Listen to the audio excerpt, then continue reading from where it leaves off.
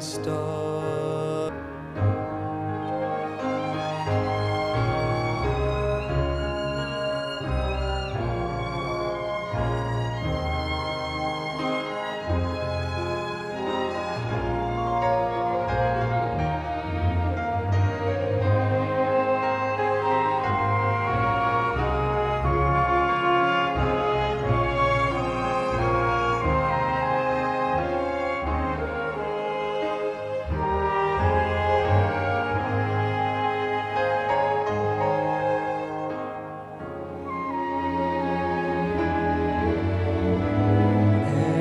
Every need He is supplying, plenteous grace He bestows.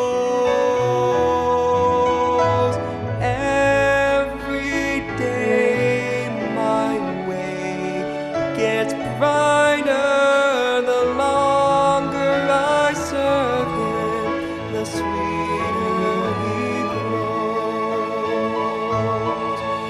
The longer I serve Him, the sweeter He grows. The more that I love Him, more love He bestows. Each day is like heaven, my heart overflows.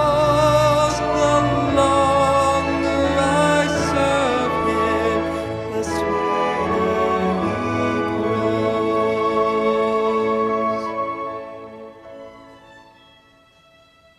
The sweeter He grows.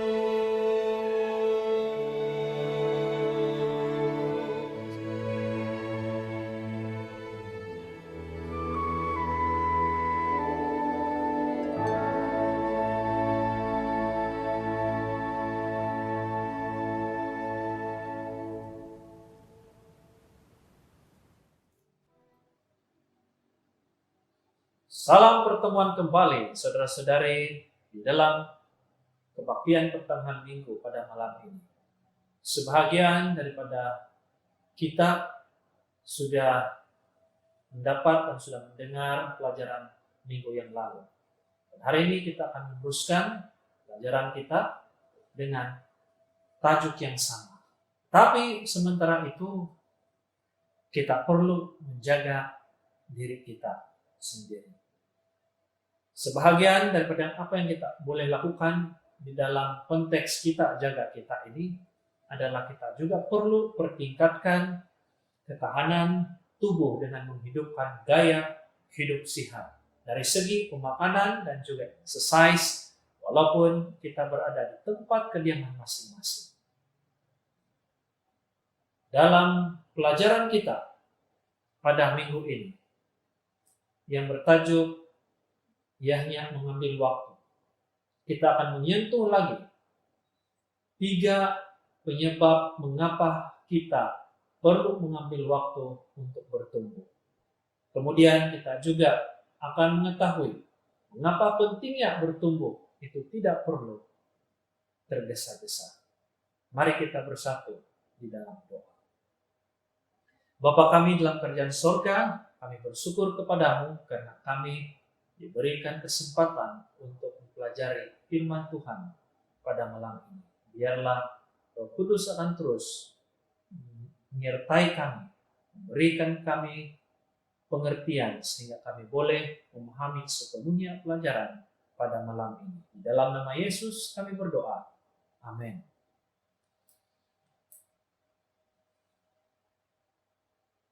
Mengapa kita bertumbuh atau mengambil waktu untuk bertumbuh? Oleh karena yang ketiga, kita takut untuk merendahkan diri menghadapi kebenaran tentang diri kita sendiri. Nah, kita tahu bahwa kebenaran akan membebaskan kita, tetapi sebelum itu kita akan mengalami kesukaran terlebih dahulu. Ketakutan terjadi jika kita berlaku jujur dan menghadapi kecacatan tabiat kita. Kita malu berhadapan dengan orang lain apabila orang lain mengetahui kekurangan di dalam diri kita. Tapi jika tidak demikian, kita juga takut hidup di dalam penjara penafian diri. Kalau kita tidak berterus terang ataupun bersikap jujur tentang diri kita. Tetapi ketahuilah bahwa Tuhan, Dia mampu untuk membantu kita di dalam kegagalan dan kelemahan. Itulah sebabnya mengapa Anda tidak boleh bertumbuh tanpa merendahkan diri, tapi perlu memiliki tabiat yang mau diajar oleh Yesus jika kita merindukan ada perubahan. Yang keempat, pertumbuhan sering menyakitkan dan menakutkan. Tiada pertumbuhan tanpa perubahan. Tiada perubahan tanpa ketakutan atau kerugian. Dan tidak ada kerugian tanpa rasa sakit. Setiap perubahan yang melibatkan kehilangan beberapa perkara, ataupun setiap perubahan itu melibatkan ada kos lepas. Anda mesti melepaskan cara lama untuk mengalami perkara yang baru. Cabaran kita sering kali kita takut akan kerugian. Walaupun cara lama itu menyusahkan diri kita sendiri. Sama seperti sepasang kasut yang baru yang kita mau pakai. Biarpun ianya mengakibatkan, kita tahu kasut itu mengakibatkan kuku jari kita rusak oleh karena size-nya atau bentuk dia tidak sesuai dengan tapak kaki kita, tapi kita mau juga memakainya. Paling kurang asas kita ialah kasut itu selesa, kasut itu mempunyai jenamah yang baik, dan kasut itu tidak asing bagi kita. Apabila hal ini terjadi, inilah sukar sekali untuk membentuk identiti sebenar diri kita. Oleh karena kita menafikan kecekatan tabiat diri kita. Ada yang berkata, buat apa mau berubah? Sebab akhirnya kan sama juga. Ya sama seperti bagaimana saya terjadi. Kalau saya mau beragama pun, saya juga. Kalau saya tidak ada agama pun, saya juga. Ini cara saya. Saya adalah diri saya.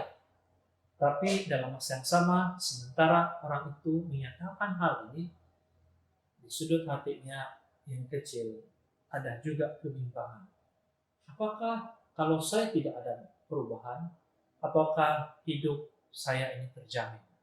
Apakah hidup saya ini akan lebih baik tanpa perubahan?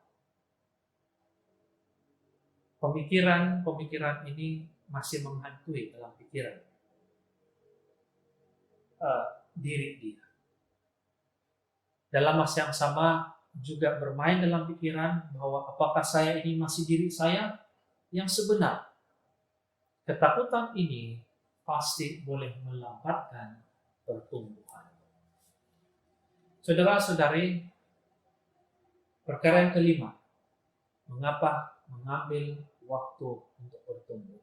Ialah disebabkan tabiat mengambil masa untuk bertumbuh. Ingat bahwa tabiat Anda adalah keseluruhan kepribadian Anda. Anda tidak boleh menyatakan bahwa Anda seorang yang baik sehingga kebaikan itu hidup di dalam diri Anda secara spontan. Anda tidak boleh mengatakan bahwa Anda mempunyai integriti sehingga kejujuran itu hidup di dalam diri Anda.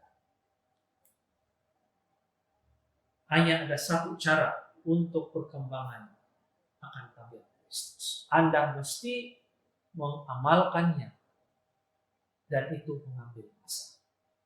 Tiada tabiat yang sekaligus kita peroleh. Paulus menggesa kepada Timotius, perhatikanlah semuanya itu, hiduplah di dalamnya supaya kemajuanmu nyata kepada semua orang. 1 Timotius 4 ayat 15. Jika Anda mengamalkan sesuatu dari masa ke semasa, Anda akan mendapatkannya dengan baik. Pengulangan adalah sumber kepada tabiat dan kemahiran. Tabiat membina perwatakan yang sering dipanggil sebagai disiplin rohani.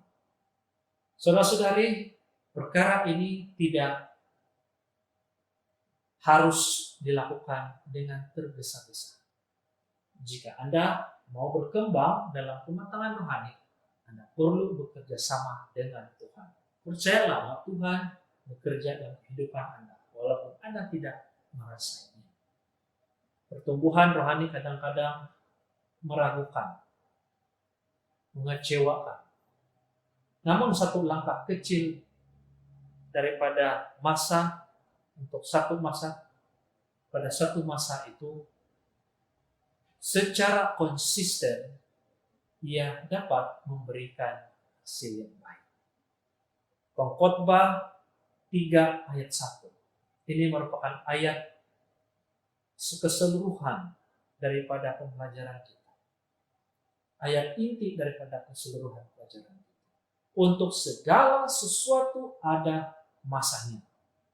Untuk apapun di bawah langit ada waktunya. Di dalam kehidupan kita mempunyai musim rohani. Mempunyai musim rohani juga. Ada waktu pecah tumbuh ataupun springtime, musim bunga. Sedikit waktu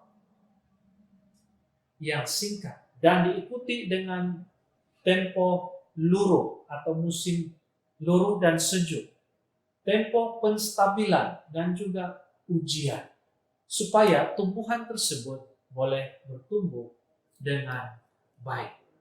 Begitu juga dalam kerohanian kita. Bagaimana pula dengan masalah?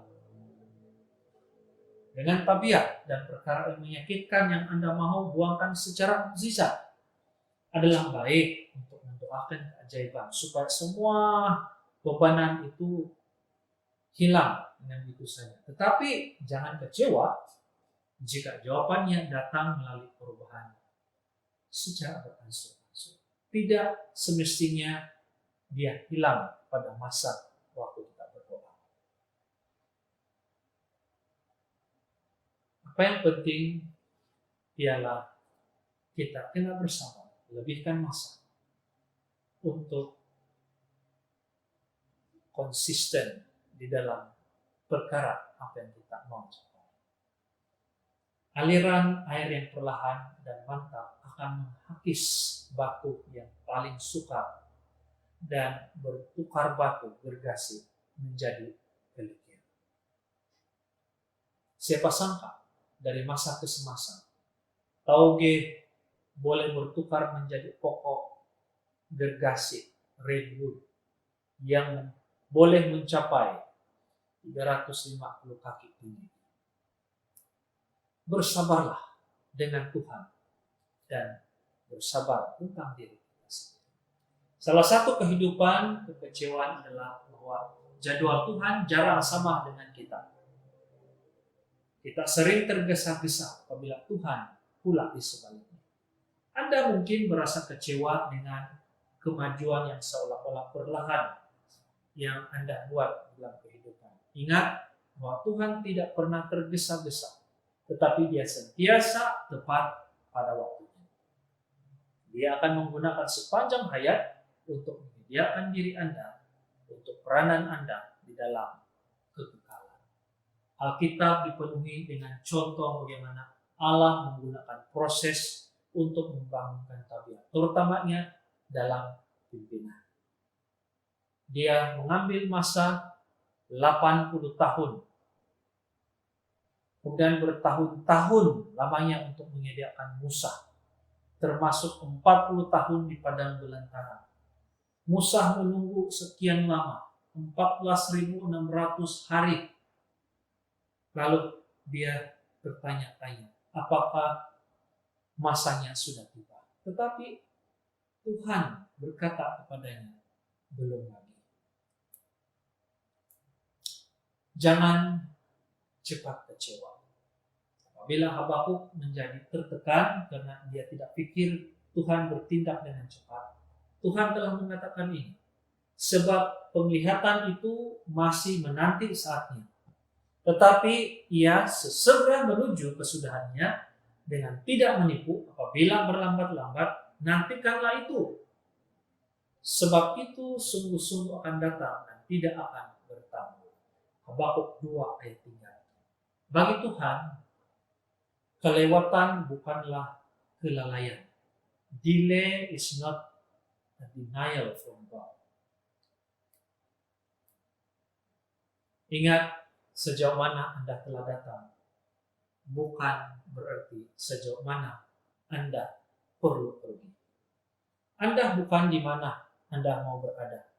Begitu juga, Anda tidak berada di mana Anda pikir seharusnya Anda berada. Sehingga hari ini sekurang-kurangnya kita boleh mengerti. Kita sudah mulai memahami mengapa mengambil waktu untuk bertumbuh. Biarpun kita menganggap diri kita ini sudah dewasa. Tetapi ada kalanya tabiat kita ini belum dewasa. Oleh karena Tuhan belum selesai dengan diri kita lagi. Jadi teruskan bertumbuh ke hadapan. Sedangkan siput yang kecil sekalipun boleh sampai ke dalam bahtera dengan tambah.